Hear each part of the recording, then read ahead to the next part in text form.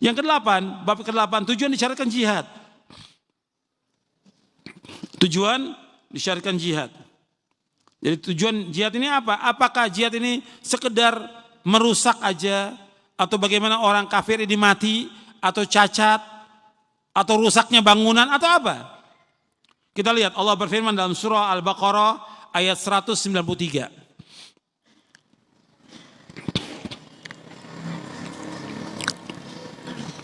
Allah berfirman,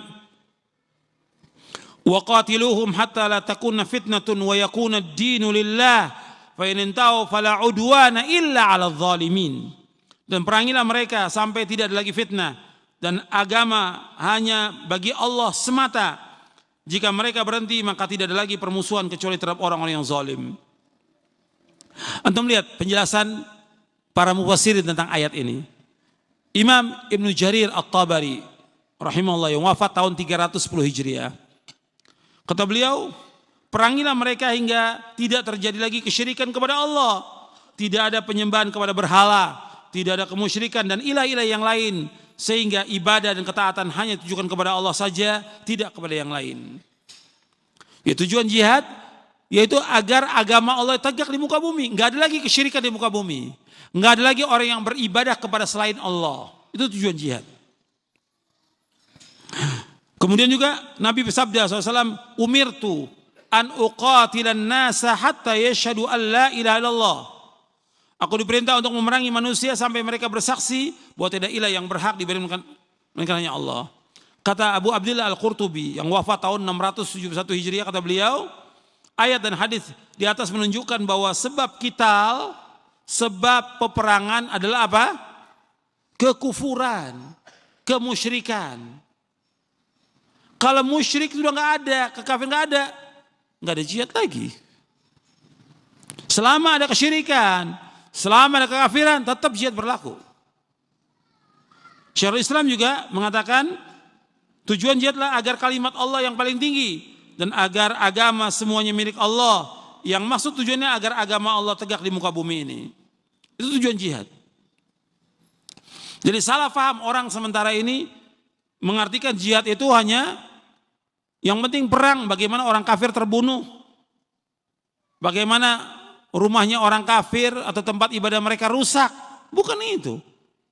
Dan gak boleh kita merusak tempat ibadah di saat perang. Gak boleh membunuh juga orang tua, gak boleh membunuh anak-anak, gak boleh membunuh perempuan, gak boleh.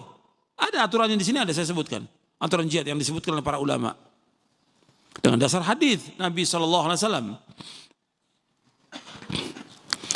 Syekh Abdurrahman bin Nasir As-Sa'di menyebutkan, antum lihat di halaman 105. Kata Syekh Abdurrahman bin Nasir As-Sa'di, maksud dari tujuan dari perang di jalan Allah bukan sekedar menumpahkan darah. Bukan sekedar menumpahkan darah orang kafir dan juga bukan sekedar mengambil harta mereka. Akan tapi tujuan dari jihad agar agama Islam tegak karena Allah di atas seluruh agama dan menghilangkan, mengenyahkan semua bentuk kemusyrikan yang menghalangi tegaknya agama ini. Dan itu yang dimaksud dengan fitnah syirik, adalah fitnah kesyirikan. Itu sudah hilang, tercapailah maksud tersebut, maka tidak lagi pembunuhan dan perang. Dalam Taisir Qayyimur Rahman fi tafsir Kalimunan, di dalam menyebut waqatiluhum hatta la takuna fitnatun wa yakuna ad-dinu lillah. Yang dimaksud dengan fitnah di sini yaitu apa? Kesyirikan dan kekufuran. Peranglah kalian, perangi orang kafir sehingga tidak terjadi lagi fitnah. Maksudnya tidak terjadi lagi apa?